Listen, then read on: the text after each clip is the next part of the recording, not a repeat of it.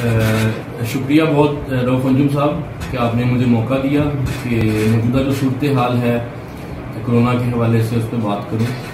मैं हारूनाबाद के हवाले से बात करना चाहूँगा कि सबसे पहले तो शुक्र है अल्लाह का कि स्प्रेड जो है इसका ओवरऑल पाकिस्तान में और ख़ास तौर पर डिस्ट्रिक्ट भावनगर में काफ़ी कम है।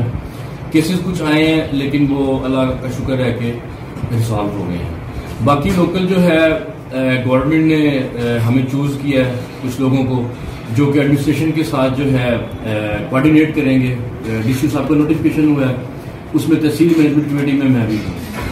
तो हम लोग जो है हमारा काम है कि इंश्योर करें जो लोगों की कोरोना के हवाले से एक्टिविटीज़ हैं, शॉप्स वगैरह ओपन नहीं कर रहे, जो SOPs हैं, अदरवाइज खुदा न खास्ता कोई एमरजेंसी की सूरत हॉस्पिटल्स में बनती है उसको देखना, ज़ख़ीरा अंदोज़ी के हवाले से टाइगर फोर्स की जो है मुख्तलिफ जगहों के ऊपर जो है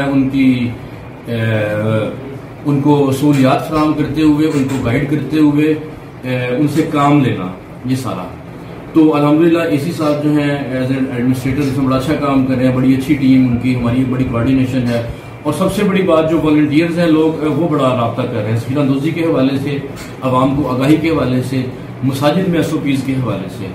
तो मेरी भी जो है सब लोगों से ये रिक्वेस्ट है, मज़ीद सुनने में आ रहा है कि SOPs के साथ और रिस्ट्रिक्शंस के साथ जो है लोगों को दोबारा से रीओपन किया जा रहा है कारोबार, उसमें कुछ टाइमिंग प्रोवाइड की जाएगी। तो लोगों से भी ये दरख्वास्त है कि गवर्नमेंट जो आपको SOPs दे, आपको कारोबार का दोबारा से मौका फराहम किया जा रहा है। लाइक कंस्ट्रक्शन के अंदर SOPs दी जा रही है, इंडस्ट्रियल के अंदर SOPs दी जा रही हैं, तो खुदारा उसको मद्देनजर रखते हुए अपना कारोबार करें। और